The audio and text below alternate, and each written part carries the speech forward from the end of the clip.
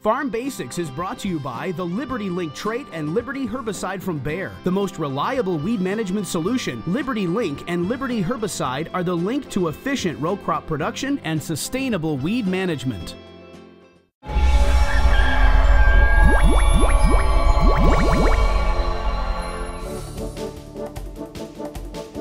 Hail is one of the worst things that can happen to a farmer. Today we're going to talk a little about what farmers do in the event of hail. Well, when you see those storms coming in, many times, like right now this year on our farm, we're hoping to catch some rain out of it, but not any of the solid frozen rain called hail. Hail can definitely be a big issue as we go through the season. Now, early on this year, we had some corn that we lost basically to a freeze, not from hail, but it was short enough. It was only 2 leaves out of the ground and it's only a couple inches tall that the growing point was still below the ground. If hail comes that early in the season, we aren't as concerned because, well, so what if we lost a couple of leaves? It's no big deal. Yeah, but here's what this all comes back to. Where is the growing point on the plant? With grass plants, typically the growing point is still going to be below the ground and protected by the soil and other leaves, and basically all the future leaves that are going to come out. So until that corn plant reaches about 6 to 8 inches tall, the growing point will be below ground and pretty well protected. In other words,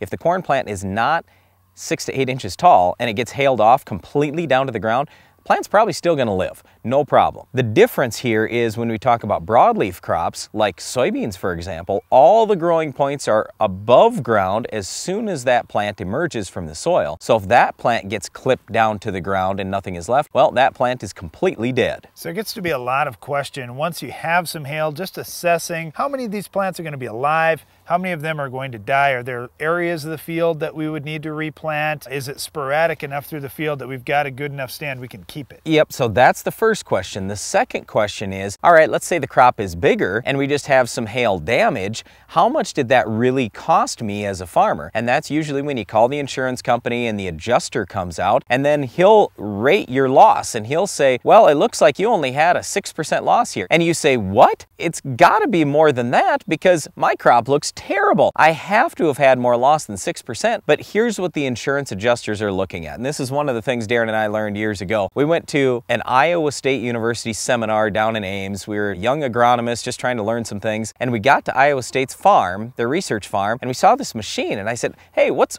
that? And they said, well, that's our hail machine. What? A hail machine? Yes, it's basically like an ice maker, and they would shred this ice and shoot it at the crops, simulating hail. And because of that, and because of the work that other universities have done, we now have a real good idea at all different stages of crop how much actual loss there will be. So the big thing at this point is figuring out what stage of growth your crop was at. Then take a look at one of these online calculators, whether it's Iowa State's, if you want to search for that on the internet. I know Nebraska has a good one, and I'm sure maybe there's a state closer to where you're at that has a good estimate of how much yield you could have potentially lost due to some hail damage at various growth stages. So you kind of figure that out. Let's just say, for example, that you've lost 50% of your yield potential. Normally you'd be 200 bushel corn. Now you're only going to get 100 bushel corn.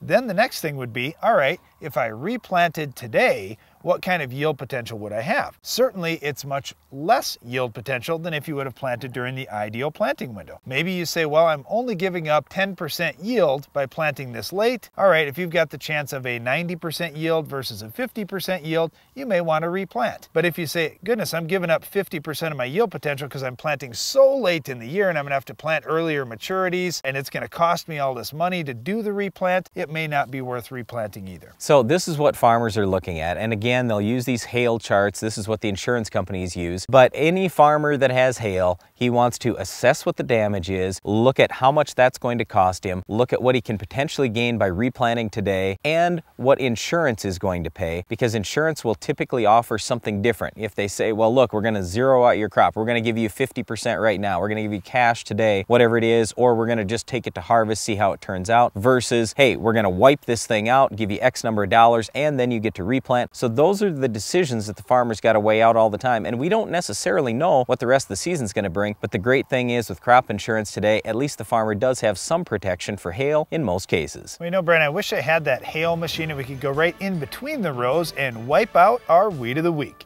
Can you identify this tough weed?